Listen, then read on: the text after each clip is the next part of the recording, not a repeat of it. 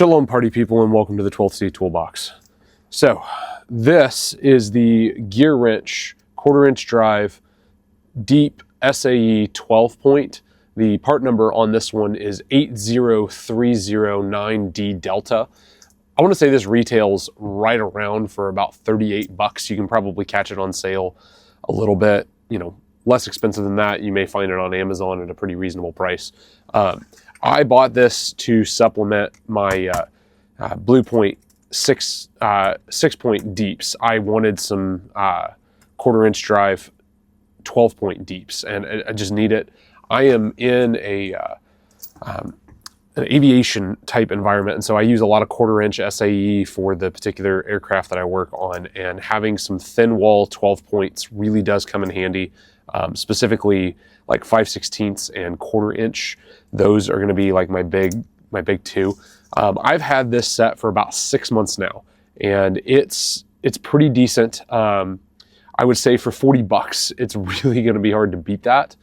The chrome on this is soft. I've dropped some of these, and there is some scuffs here and there on a few of them, and that's just dropping them onto rough concrete. That's just part of it.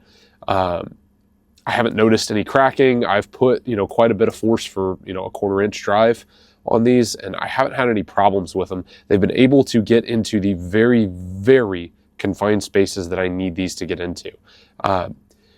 Would I be better served with the snap-on 12-point deeps? Yeah, I probably would, but that set is way, way more money.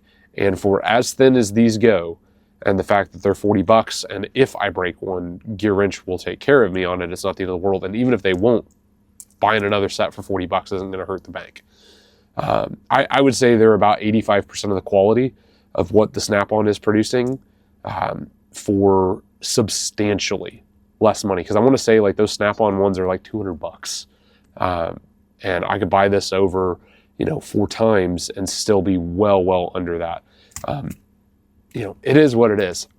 I wish this Blue Point set over here had these in 12 points, because then I would be, super happy with that. But anyway, before I yap jaw a whole bunch more, let's go to the scripture of the week. Deuteronomy chapter 1, verses 19 through 33.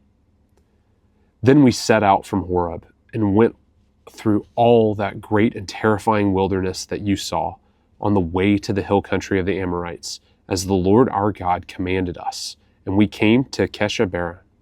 And I said to you, you have come to the hill country of the Amorites, which the Lord our God is giving us.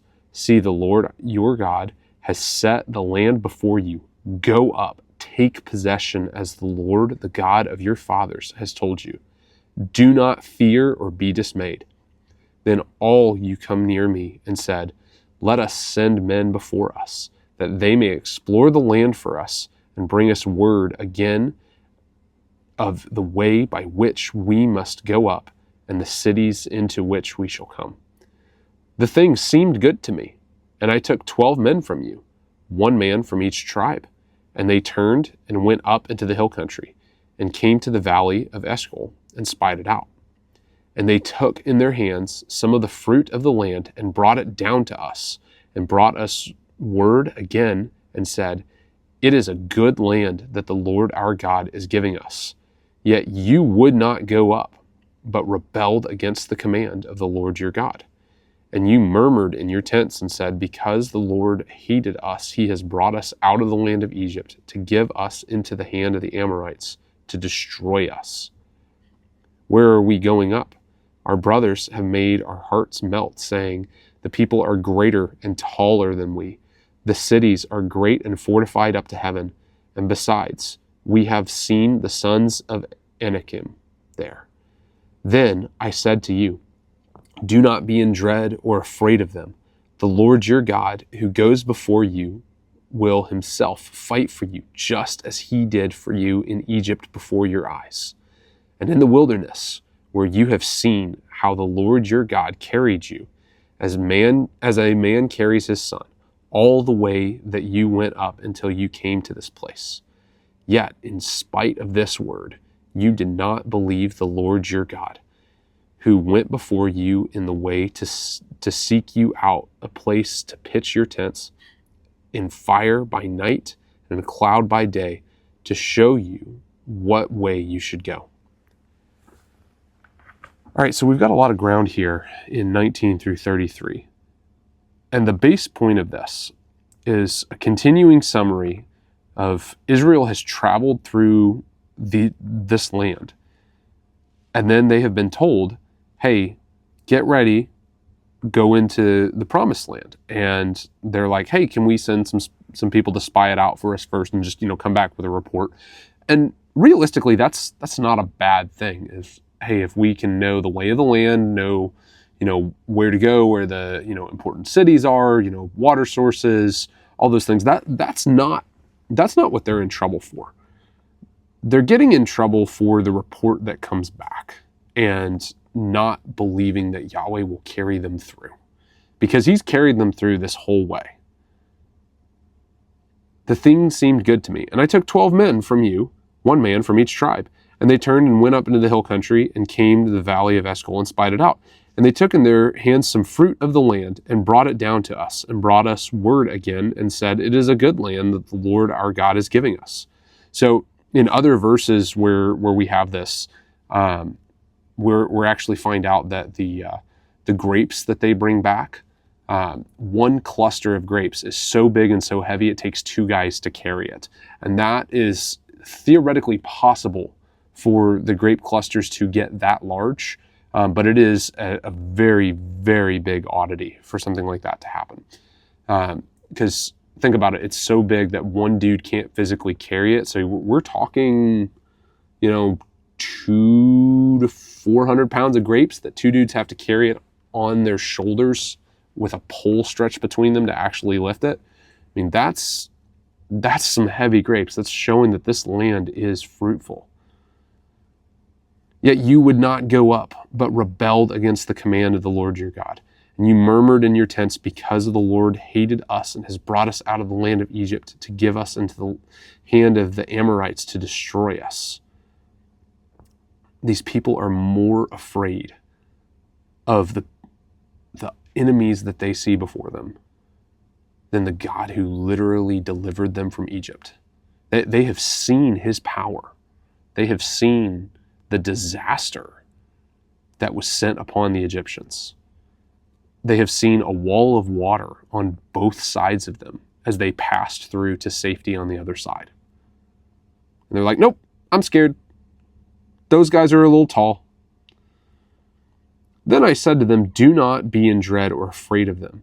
The Lord your God, who goes before you, will himself fight for you, just as he did for you in Egypt before your eyes. And in the wilderness, where you have seen how the Lord your God carried you as a man carries his son all the way that you went until you came to this place. And when I see that, I think about, carrying your child. There's a couple of ways that you can do it. You can, comfort them, and, you're holding them very close to you. And it's just like, hey man, everything's going to be okay. I got you, whatever. Could carry them on your shoulder. And so, hey, we're, having fun. I may even skip a little bit, but you get to be tall. You get to see everything. Maybe I'm carrying my child kicking and screaming. I don't know which of those 3 types of carrying Israel, like carrying a child, that is going on. And something's telling me it's all 3, but right now it's kicking and screaming. Yet in spite of this word, you did not believe the Lord your God, who went before you in the way to seek out a place to pitch your tents in fire by night and cloud by day, to show you by what way you should go. So they've literally had Yahweh guiding them, providing them light at night to see, and providing them shade in the day. He has provided for their big needs and their small needs. We cannot take Yahweh for granted. Just because things aren't going your way doesn't mean he hasn't provided a ton for you. Back up top. So as I was saying, these are not they're not the best sockets in the whole wide world, but they work. And they're thin enough that, I mean, look at that thin wall. It's there. It does what I need it to do. I thought my 6 points were going to be fine. And I ran into a job where I had a 1/4 inch drive, a 1/4 inch bolt, and I could not get on it because the material that was right next to it was so close. Like, it was barely enough to even do anything. And I was able to take I was able to take a bit screwdriver, pull the bit out, and stick the bit driver physically on that bolt, and just barely loosen it enough to where I could start working on it. But then I was just like, there has got to be a better way. And a coworker had a snap-on set, and that snap-on set pulled my hiney out of the fire. But I was just like, man, that's $200 for,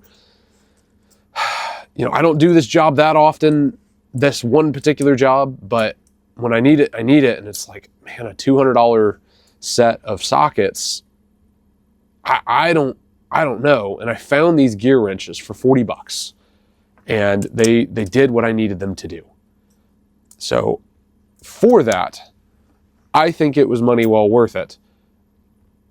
If that one particular job that I needed the Snap-on one, could I have bought the specific socket from Snap-on? Yes, I could have.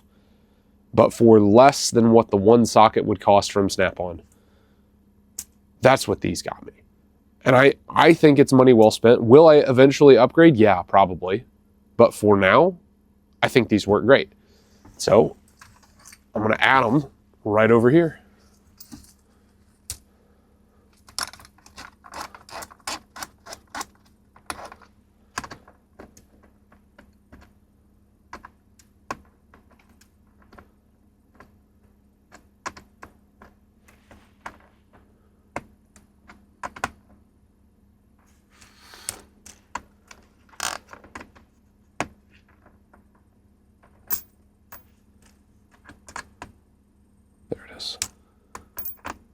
Just spinning and spinning, wasn't going where I wanted it to go.